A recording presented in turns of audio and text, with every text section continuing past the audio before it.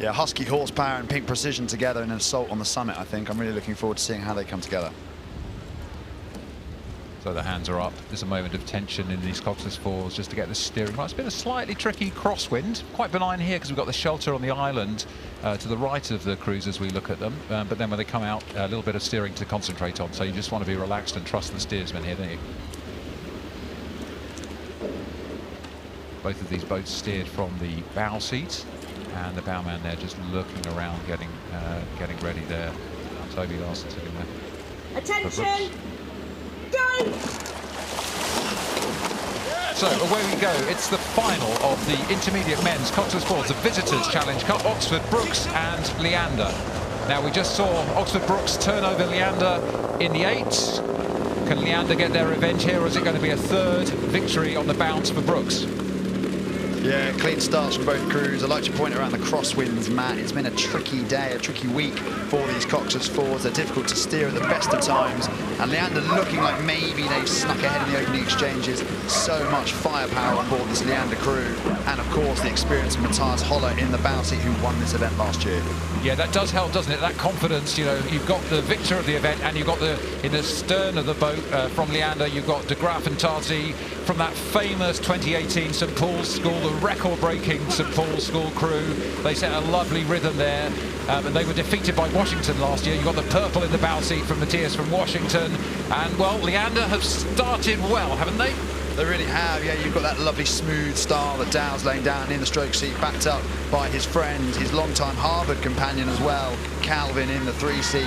Really nice rhythm there, but Brookes more than staying in this race. You've got 2 under-23 world champions on board, Ben Himbers and Jack Pryor. So look, this is going to be a fascinating contest. So it's a very intense start to the final of the Visitors men's Coxless Fours here at Henley. It's Leander and Brookes again. Last time, a few minutes ago, Brookes took it. Will it be Brookes or Leander? So here we are, coming up to the barrier, the first marker around 640 metres into this race. There's absolutely nothing in it. Blade work from Leander, tip-top, just as you'd expect from a top-class crew like this. And there so rarely is anything in it in the Visitors Challenge Cup. We get such a range of crews, a range of abilities, but when it really boils down to the top 2, you generally get to well-matched boats, and we can see this here. Leander and Brookes renewing rivalries on the Henley stretch. So Holler, Bozeman Jones from Oxford, Tarzi and de Graaf from Leander, trying to get their revenge, exact their revenge over Brookes, who are on a roll here in the last 2 races.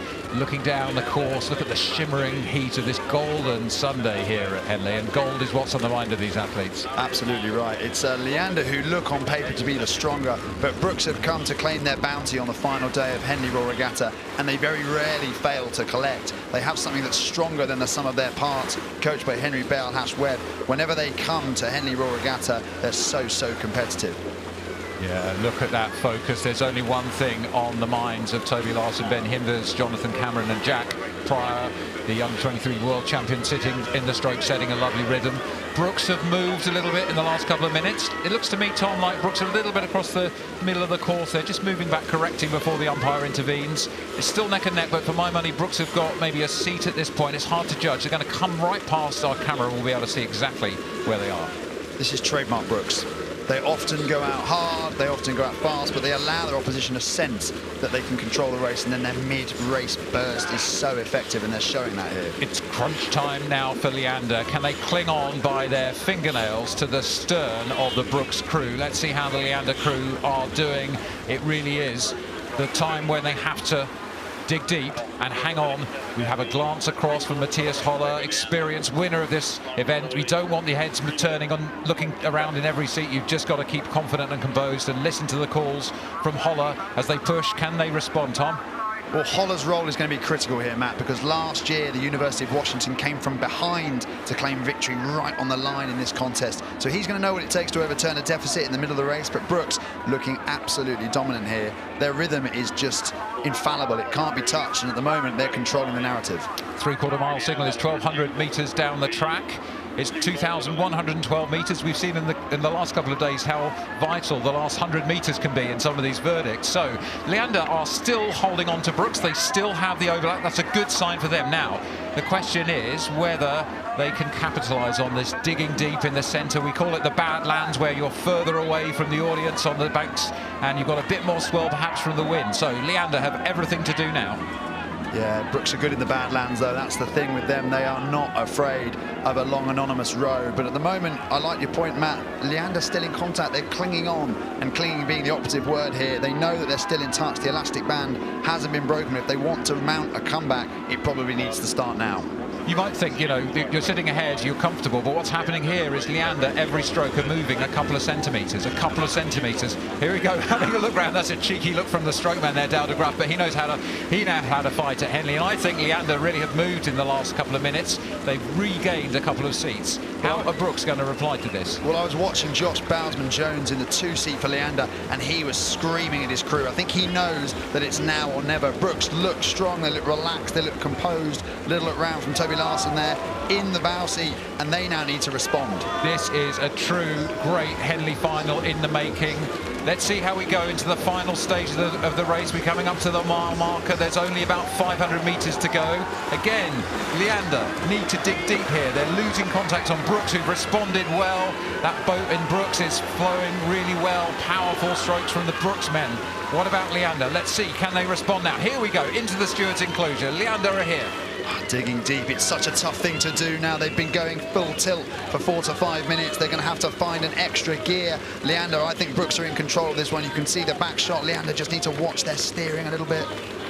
Yeah, here goes, up goes the umpire's flag, keeping them apart. That's Alison Fairs, the umpire, very experienced umpire here, umpiring for the first time though at Henley, brilliantly calling it. Well, that's quite a dramatic response, unfortunately, for Leander. For my money, Tom, Leander are really tiring now. They've thrown everything at it through the middle of the course as they needed to, but now Brookes dominant, in control, as we've seen them in the last 2 races. This is an incredible display from the Brookes 4, and the third of 3 in succession is going towards Oxford Brookes. Yeah, Brookes in Burgundy, it's so difficult to contend with, and you're completely right, Matt. Leander have thrown everything at them, and Brookes just have all the answers. So a quick glance over Toby Larson's shoulder. He's steering the Brookes 4 to a 3rd victory, the Brookes triple, and, well, they have rode incredibly well. Leander responded as much as they possibly could in the middle of the course, and I think we saw that they absolutely spent everything trying to get back on terms with Brookes. So a really brave effort from Leander, but aloft again, what's becoming a familiar picture, the victory salute from Oxford Brookes, taking the trophy in the visitors over Leander. Devastation from the men in pink.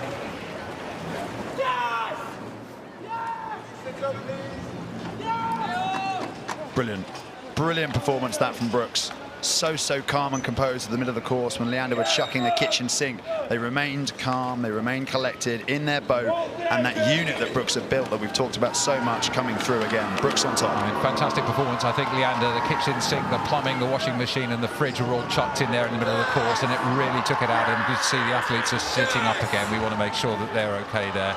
Well, I mean, Brookes, absolutely fantastic victory there.